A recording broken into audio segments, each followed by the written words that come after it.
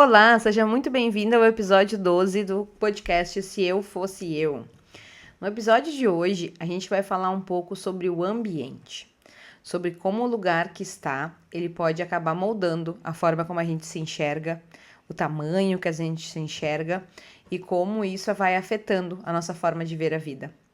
Para começar essa reflexão, eu trouxe o primeiro vídeo que eu gravei para o Instagram, que foi extremamente espontâneo e eu estava extremamente impactada por uma coisa que tinha acontecido com meu filho mais velho, que na época tinha 2, 3 aninhos. Imagina, se o ambiente já moldava ele com 2, 3 aninhos, imagine a gente que passa muitas vezes anos no mesmo ambiente.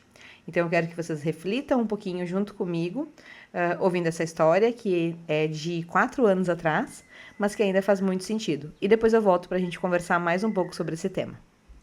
Quero trazer uma reflexão. Eu estava incomodada há alguns meses já com a escola do Teodoro.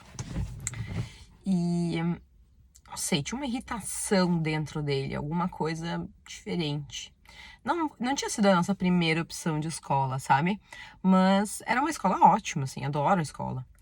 Então não tinha muito sentido a minha irritação, mas eu tinha um sentimento. Um sentimento que meu filho estava pequeno, sabe? Que ele estava encolhido. Era esse o meu sentimento. E aí a gente começou a ponderar. A escola que a gente queria, a nova escola, né? É menos flexível. Mas o Teodoro tava ficando quase 12 horas na escola. A escola que ele estava tinha todas as refeições. A nova escola eu teria que mandar os lanches.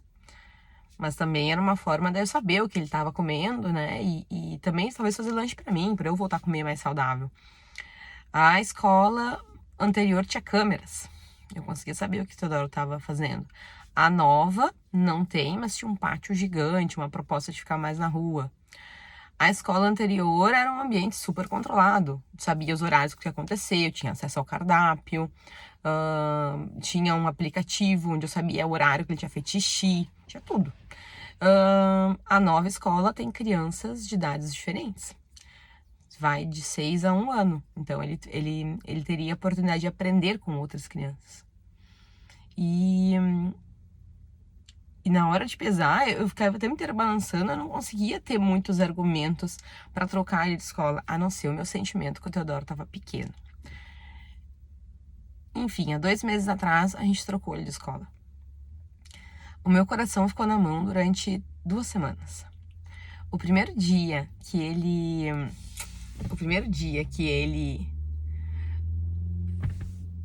foi na escola, me deu tchau, mamãe, vou sozinho, eu saí de dentro do carro. Quando eu entrei no carro, eu bati no volante e dizia, foi, sabe? Tipo, ok, ele vai começar a curtir.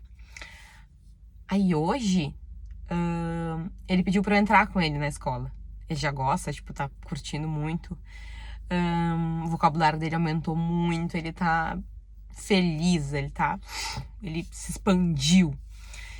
E aí hoje, quando eu larguei ele na escola, ele pediu pra professora pra comer uma das merendas dele, era melancia.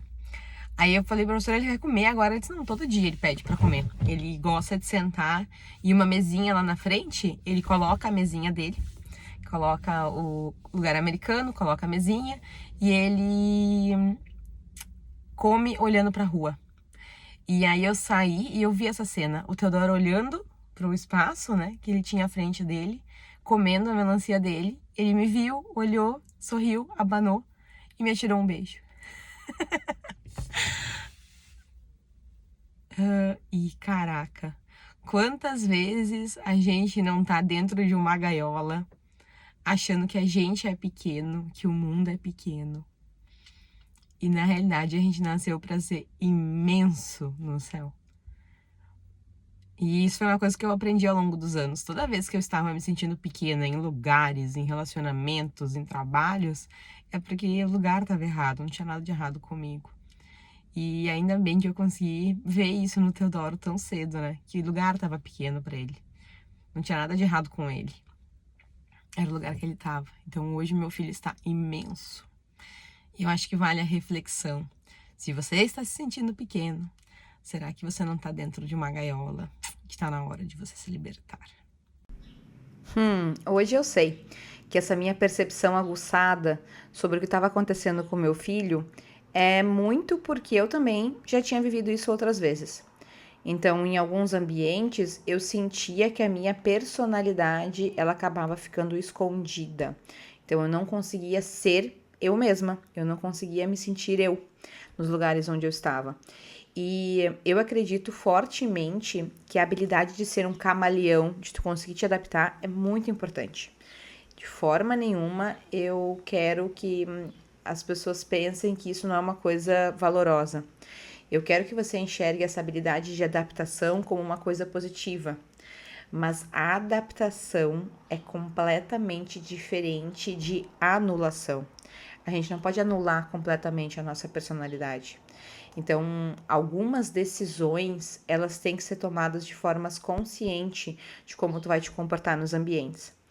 Eu lembro de uma pessoa que eu mentorei no meu trabalho e ele tinha um desejo muito grande de seguir uma trilha de carreira. Só que essa trilha de carreira que ele queria seguir, sempre ele recebia um não por causa da personalidade dele. E diziam exatamente isso: tu tem que aprender a lidar com um aspecto X da tua personalidade, porque tu não te adequa à função, tu não te adequa às pessoas que estão ali, tu não te adequa à forma como a gente se comporta.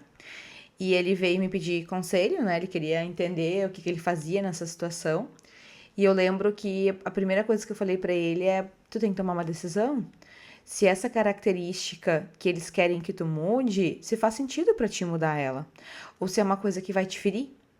Porque a gente pode se adaptar, desde que seja uma coisa que não nos fira. E eu falei pra ele que ele poderia até fazer uma lista de quais são as coisas que ele enxerga que seria uma vantagem pra ele, que é amadurecimento, que é uma melhoria na forma como ele se comportar, ele mudar. E para outras coisas, ele deveria dizer: não, aqui eu não aceito que me mudem. E aí, nessa lista, depois que ele conseguisse fazer essa diferenciação, ele conseguiria entender se ele caberia nesse lugar onde ele estava almejando ou não. Porque às vezes a gente deseja tanto uma coisa durante tanto tempo, e isso fica no campo da imaginação, mas na realidade é completamente diferente. Então muitas vezes a gente não sabe para onde a gente está indo. A gente cria uma expectativa, acha que esse novo lugar, esse novo relacionamento, esse novo trabalho vai ser de uma forma, mas na prática é completamente diferente. Então, esse limite de até onde a gente vai é muito importante. Eu lembro que para mim, não pensando nos meus filhos, né, mas pensando na minha carreira, por exemplo, uma das coisas que mais mexeu comigo foi a volta de licença maternidade. Quando eu voltei a trabalhar, que algumas mulheres me falaram que eu deveria ter alguns comportamentos que não faziam sentido para mim. E eu ouvi isso de mulheres, eu não ouvi de homens. Mas é porque elas enxergavam que o mundo era pequeno, era fechado, era encaixado. E eu tava me sentindo imensa na volta da minha licença maternidade. Eu tinha parido uma criança, eu alimentei por 6 meses com aleitamento materno. Eu tava me sentindo a pessoa mais poderosa do mundo, capaz de dizer não, capaz de colocar limites, capaz de me impor. E eu lembro que quando eu ouvi isso dessas mulheres falando que eu teria que me adequar, que eu poderia fazer tais comportamentos não seriam adequados para minha função ou para o fato de eu ter filhos, eu lembro que eu pensei, mas isso é me limitar, isso é eu acreditar que só existe uma forma de fazer as coisas. Então isso é uma coisa que eu quero que você pense agora e reflita. Existe alguma pessoa que te limitou, ou algum ambiente, ou algum lugar que você não tenha se questionado ainda se faz sentido ou não? Porque às vezes, meus queridos, o que falta é a gente ter a coragem de ser pioneiro. Então, talvez não exista ainda uma pessoa que fez da forma que você acredita que deve ser feito. Mas isso não quer dizer que é errado. Isso não quer dizer que não serve. Isso não quer dizer que, tipo, é a única forma de fazer. E geralmente temos muito medo de ser pioneiros na forma como a gente faz as coisas. Então é importante que a gente se pergunte isso. Eu só não tenho um exemplo da forma como eu quero viver, ou realmente é uma coisa impossível, ou eu vou ter que ser pioneiro nisso, porque é uma diferença muito grande entre você querer uma coisa que não cabe, porque realmente não cabe naquela situação, e você querer alguma coisa que só falta algum exemplo, que você vai ter que quebrar alguma barreira. Isso serve para os relacionamentos também. Então, por exemplo, quando a gente se relaciona com uma pessoa, a gente decide formar um casal, né? A gente decide juntar as escovas de dente. Que coisa brega, meu Deus. Mas quando a gente decide se juntar, cada um entende que a realidade da família que vem é a realidade possível. Mas eu acredito fortemente que um casal só dá certo se eles criarem uma terceira realidade, que é a combinação das experiências de cada um. Então hoje eu vejo isso no meu casamento. A gente não imita a família do meu marido, a gente não imita a minha família, a gente tem pitadas da família de cada um, mas nós criamos um modelo completamente diferente de como a gente conduz a nossa vida. E isso foi decisão, foi sentado, foi discutido, e sempre o que nos guiou foi esse sentimento de isso aqui tá imenso ou isso aqui tá apertado, tá nos esmagando. Porque muitas vezes a gente não sabe o que mudar, quais são os primeiros passos. E eu queria que você tentasse a esse sentimento de pequenez, de que a vida é pequena, de que a vida é má, de que a vida é ruim, de que eu sou pequeno, de que eu sou incapaz. Esse sentimento é um baita sinal que você está fazendo uma coisa errada. Então, o meu exercício de hoje é exatamente esse. Lista aonde você se sente pequeno. E aí, depois de listar esses lugares, esses relacionamentos, essas situações onde você se é pequena, faça uma pergunta muito honesta para si mesmo. É porque me falta coragem de eu ser pioneiro e fazer as coisas de uma forma diferente? Ou porque realmente esse ambiente não dá mais, essa pessoa não dá mais, esse relacionamento não dá mais, eu tenho que mudar? Eu sou uma forte fã da gente tentar mudar a situação antes de eliminar ela. Eu acredito, por exemplo, que em relacionamentos, primeiro a gente tenta bastante corrigir o relacionamento, melhorar ele, para depois a gente cortar o relacionamento. Eu acredito a mesma coisa em trabalhos, a mesma coisa em formas de pensar. Primeiro a gente se adapta, a gente tenta se adaptar, tenta mudar, tenta melhorar, e depois a gente decide se aquilo realmente não cabe mais pra gente. Esse foi o episódio 12. Eu espero que você tenha gostado, que tenha te feito pensar um pouquinho. A gente tá fazendo as coisas um pouquinho diferentes dessa vez, porque eu quero que vocês se aproveitem de experiências que eu tive e que foram muito honestas quando eu gravei esses vídeos, porque eu não tava pensando ainda em transformar isso em nada, isso era só uma reflexão de coração aberto. Se você gostou desse episódio, compartilha, manda para alguém que você acha que tá precisando se desengaiolar. E pensa naquela frase que eles passarão e eu passarinho, do Fernando Pessoa, que nos dá essa ideia de liberdade. A gente tem que buscar ser passarinho. Te vejo na próxima semana. Tchau, tchau.